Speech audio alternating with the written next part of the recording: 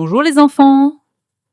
J'espère que vous êtes installés confortablement, prêts à écouter l'histoire incroyable de Mini Pomme et le renard gourmand bien sûr.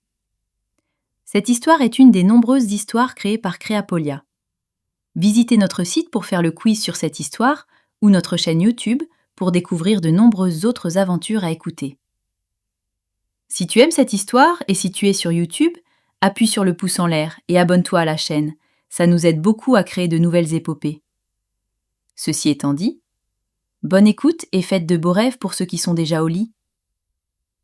Mini Pomme et le renard gourmand. Il était une fois, au cœur du verger du soleil, une famille pas comme les autres, la famille Pomme. Dans cette famille, tout le monde était rouge, brillant et bien juteux. Il y avait Papa Pomme, qui était très costaud avec sa tige bien droite, Maman Pomme, toujours douce et parfumée, Petite Pomme, la reine des cabrioles, et enfin la plus petite de toutes, Mini Pomme. Les enfants pommes passaient leur journée à faire des courses de roule-boule dans l'herbe tendre. On entendait le frottement des feuilles et le craquement des petites branches sous leur passage. Mais ce matin-là, la course tourna mal. Petite Pomme gagna avec une avance d'un pépin, et Mini Pomme n'était pas contente du tout. « C'est pas juste, j'ai un gros pépin !»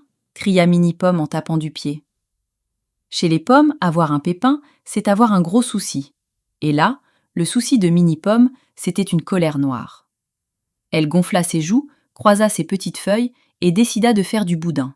« Puisque c'est ça, je m'en vais tout au bout du monde et personne ne me retrouvera, » grogna-t-elle.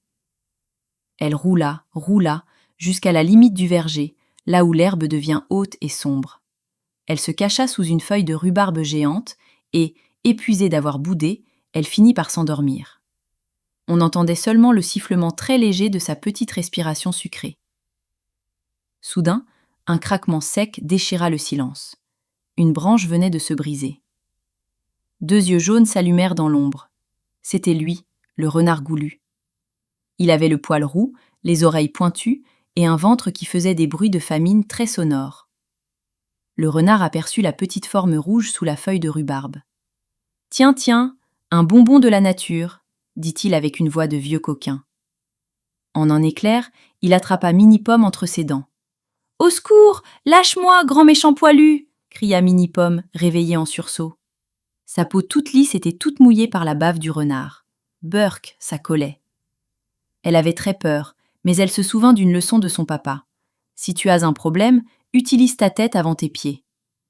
Mini Pomme arrêta de trembler et s'exclama. « Monsieur le renard, attendez! Regardez-moi, je suis minuscule. Je ne suis qu'un petit amuse-bouche.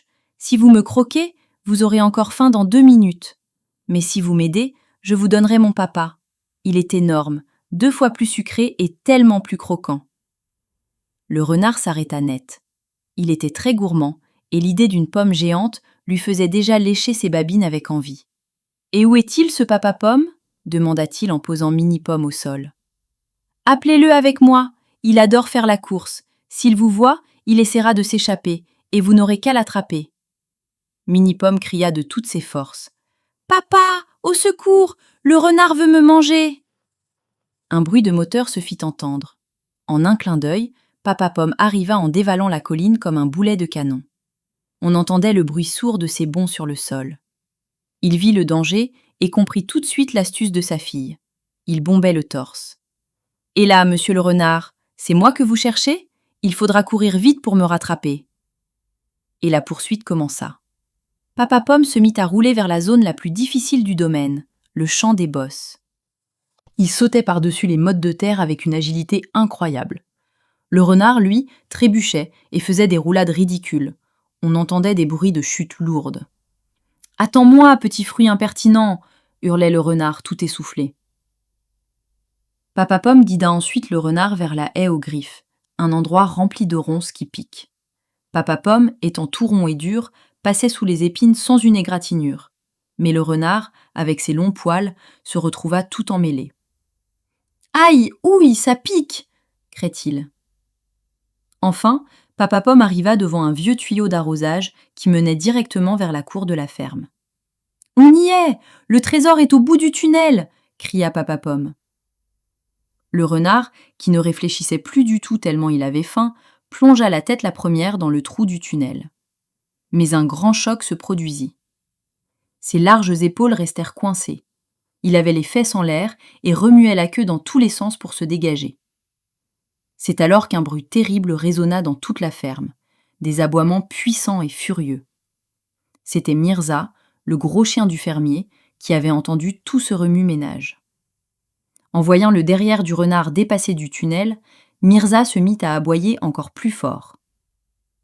Le renard réussit enfin à se décoincer en faisant un effort désespéré. Un bruit de succion se fit entendre quand il se libéra. Il fit un bond de 3 mètres en l'air, terrorisé. « Au secours! C'est un piège! Les pommes sont trop malignes pour moi !»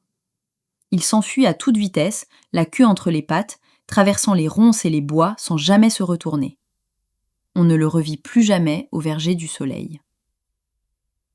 Papa Pomme retourna vers la famille en roulant tranquillement, un peu poussiéreux, mais avec un grand sourire. Mini Pomme courut vers lui, et toute la famille se retrouva pour un énorme câlin. On entendait des petits bruits de bisous affectueux. Papa Pomme prit Mini Pomme sous sa feuille et lui dit doucement : « Tu as été très courageuse, ma petite pomme. Mais tu sais, quand on s'en va toute seule dans son coin pour bouder, on finit souvent par s'attirer de vrais pépins. » Mini Pomme rigola en secouant ses petites feuilles. « J'ai compris, papa. Rester toute seule, c'est comme être une pomme oubliée au fond d'un panier. C'est beaucoup plus rigolo et beaucoup plus sûr de rester tous ensemble. » Et ce soir-là, sous la douce lumière de la lune, on n'entendit plus aucune dispute dans le verger, mais seulement les rires d'une famille heureuse qui s'aimait très fort. Et c'est ainsi que s'achève notre récit. Voilà les enfants, l'histoire de Mini Pomme et le renard gourmand est terminée. J'espère qu'elle vous a plu. Cette histoire a été créée par un papa pour ses enfants qui, comme toi, adorent les aventures. Rejoins-nous sur Créapolia, le site web, ou la chaîne YouTube pour continuer à faire travailler ton imaginaire. À bientôt!